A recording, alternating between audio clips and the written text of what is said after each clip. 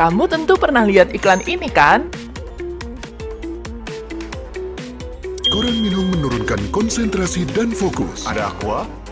Bayangin kalau tubuh kita tidak konsumsi air mineral. Pastinya nggak akan fokus karena kekurangan cairan. Iklan Aqua ini bukan hanya mempromosikan produk, namun juga menyadarkan pentingnya konsumsi air. Lagian, air mineral di Indonesia termasuk murah dan mudah didapatkan.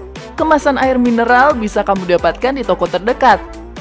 Oh ya, bicara soal air mineral kemasan nih, gimana kalau hari ini kita telusuri bagaimana perusahaan air kemasan bekerja biar makin afdol kita taunya. Yuk intip fakta proses pembuatan air kemasan.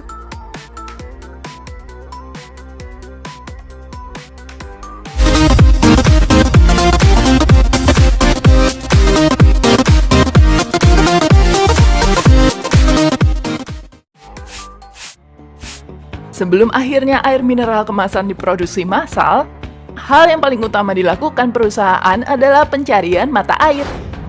Yap, sebagai penjamin kualitas air yang layak minum, pencarian mata air haruslah melalui tahap seleksi yang teliti. Air mineral harus memenuhi standar yang pemerintah tetapkan melalui perundang-undangan perindustrian. Hal ini penting karena air minum merupakan kebutuhan dasar bagi setiap orang. Pada perusahaan sebesar Aqua contohnya, mereka menggandeng setidaknya 100 ahli geologi dan geohidrologi untuk memastikan mutu air murni. Nah, dalam pencarian mata air, ahli geologi berperan mencari tata letak sumber air yang tepat. Sedangkan para ahli geohidrologi bertugas sebagai pemeriksa sampel mata air untuk diuji kelayakannya dalam laboratorium. Setidaknya nih, ada 9 standar yang harus dipenuhi mata air untuk bisa diolah menjadi minuman kemasan. Tapi sayangnya 9 standar itu nggak banyak yang tahu. Karena Aqua menjadikannya sebagai rahasia dapur perusahaan. Ya kan, kalau bocor Aqua bakal kesaing dong. Namun, salah satu standar yang dapat diketahui adalah sumber mata air yang berasal dari pegunungan. Karena diyakini memiliki tingkat kemurnian paling tinggi dibandingkan dengan penggalian air tanah.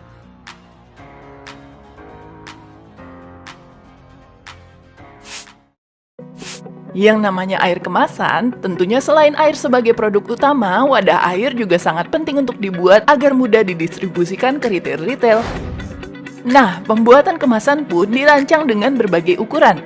Ada yang ukurannya 330 ml, 450 ml, 600 ml, 750 ml, 1500 ml, dan kemasan galon 19 liter. Namun, ada pula yang dijual dengan ukuran gelas plastik, yaitu 240 ml. Jadi, ukuran ini disesuaikan dengan keinginan kita. Jadi, kita bebas memilih mau ukuran yang mana. Nah, untuk pembuatan kemasannya sendiri nih, pertama-tama tentunya pengumpulan bahan berupa biji-biji plastik yang telah disortir lalu kemudian dicetak seperti ini. Semua ukuran botol memiliki diameter kepala botol yang sama, namun hanya ukuran badannya yang berbeda.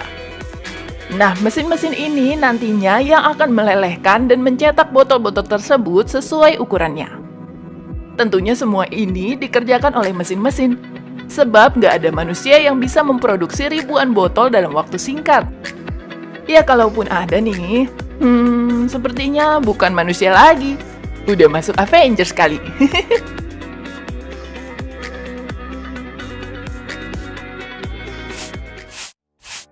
Sekarang masuk ke tahap selanjutnya, yaitu pengisian air dalam kemasan. Setelah proses pendinginan botol dilakukan, selanjutnya botol-botol tadi akan diarahkan mesin untuk masuk ke tahap pengisian air. Pada proses ini, semua hal yang terlibat itu harus higienis, terlindung dari bakteri, zat kimia, dan kontaminasi lainnya. Soalnya nih, pihak pabrik tentunya nggak mau dong kalau air kemasan mereka terkontaminasi yang menyebabkan pelanggan alami gangguan pencernaan. Ya kan nanti bisa-bisa bikin pelanggan bisa lari, nggak ada yang beli produknya lagi. Makanya, pada proses sterilisasi ini sepenuhnya hampir dikerjakan oleh robot. Manusia hanya bertugas mengecek dan mengendalikan robot-robot tersebut. Mesin pekerja juga lebih diutamakan karena pada proses ini air pertama-tama akan dipompa dari tempat penampungan menuju jalur pengisian air dalam pabrik. Untuk melakukan hal ini, biasanya tiap pabrik memiliki pompa yang berteknologi tinggi. Contohnya aja pada pabrik Aqua yang berada di Lampung ini yang memiliki 3 penampung dengan kekuatan pompa tinggi. Pada penampung 1 memiliki kekuatan pompa 14 liter per detik, penampung 2 dengan kekuatan 10 liter per detik, dan penampung ketiga berkekuatan 14 liter per detik.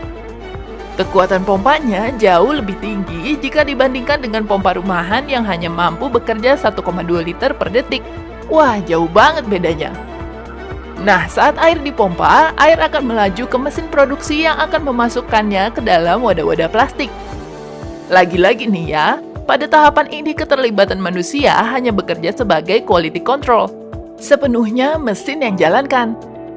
Tapi yang namanya mesin nggak selamanya bekerja mulus.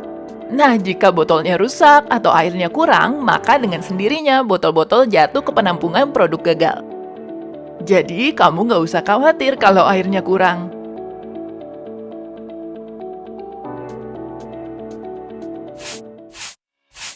Setelah proses panjang yang sudah dilewati tadi, botol-botol yang telah terisi air selanjutnya akan masuk pada tahap terakhir, yaitu pemberian label dan pengemasan.